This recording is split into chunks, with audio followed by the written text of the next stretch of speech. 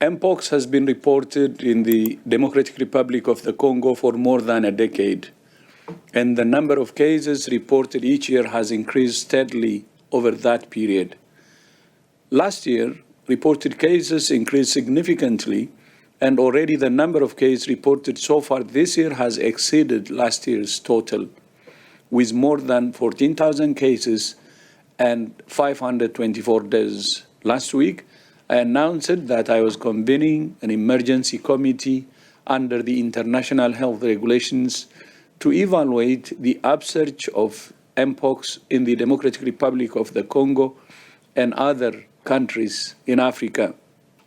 Today, the emergency committee met and advised me that, in its view, the situation constitutes a public health emergency of international concern. I have accepted that advice. The detection and rapid spread of a new clade of Mpox in eastern DRC, its detection in neighboring countries that had not previously reported Mpox, and the potential for further spread within Africa and beyond is very worrying. In addition to other outbreaks of other clades of Mpox in other parts of Africa, it's clear that a coordinated international response is essential to stop these outbreaks and save lives. A public health emergency of international concern is the highest level of alarm under international health law. The emergency committee's advice to me and that of the African CDC Centers for Disease Control and Prevention, which yesterday declared a public health emergency of regional security, are aligned.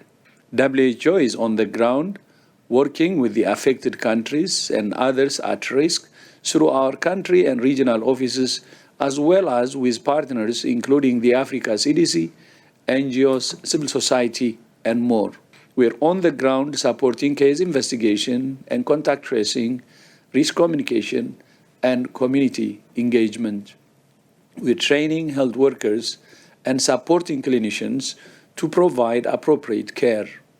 We're supporting countries to access vaccines and develop the strategies to roll them out, and much more. To fund this work, WHO has developed a regional response plan requiring an initial $15 million. We have released about $1.5 million from the WHO Contingency Fund for emergencies, and we plan to release more in the coming days. We're also appealing to donors to fund the rest of the response plan.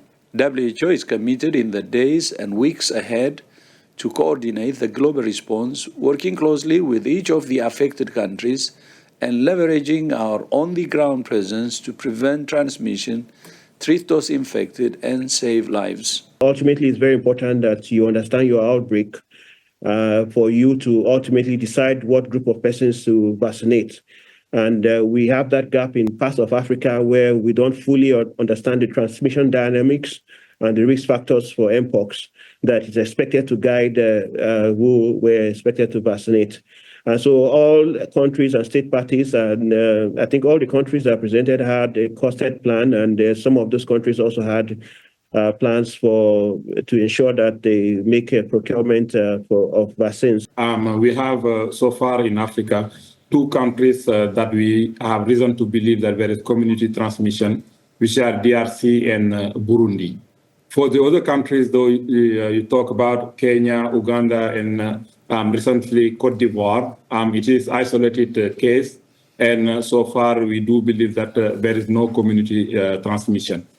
It should be noted that in most African countries, over 40 of our 47 countries has a very effective, robust surveillance system that may miss some cases, but it would be very difficult that they miss a whole outbreak that is happening in the country. So when it comes to the MVA-BN vaccine, currently about 500,000 doses are in stock at the moment that can be procured by countries or other entities.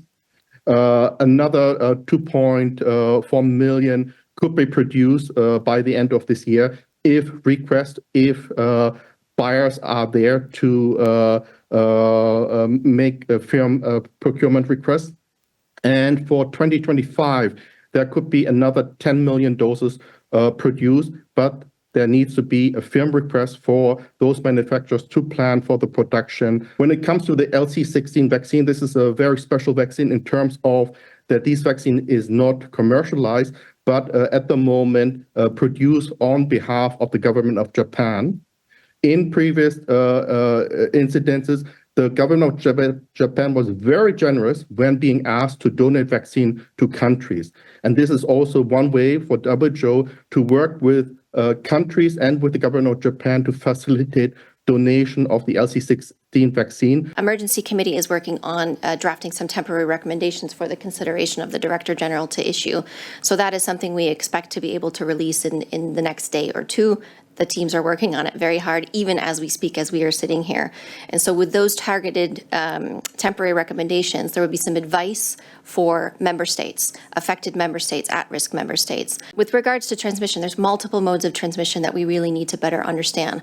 Primarily what we are seeing is the contact type transmission. We have seen sexual transmission, which is really what is concerning us.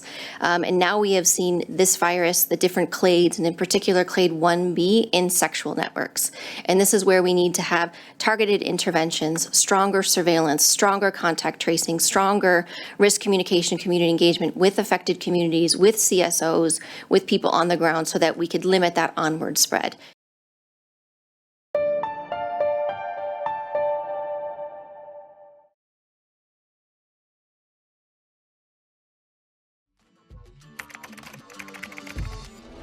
What the changes in India's population and the differential growth rates. This city has emerged. We have a very special guest on the record. The interview. The role that the US side played at that point of time. पूरी दुनिया की नजर. Assume my phone is tapped. I can probably say hello to Mr. Modi. आपके भारत पर है. Episode of Know Your Candidate. The rising confidence of India under Prime Minister Narendra Modi.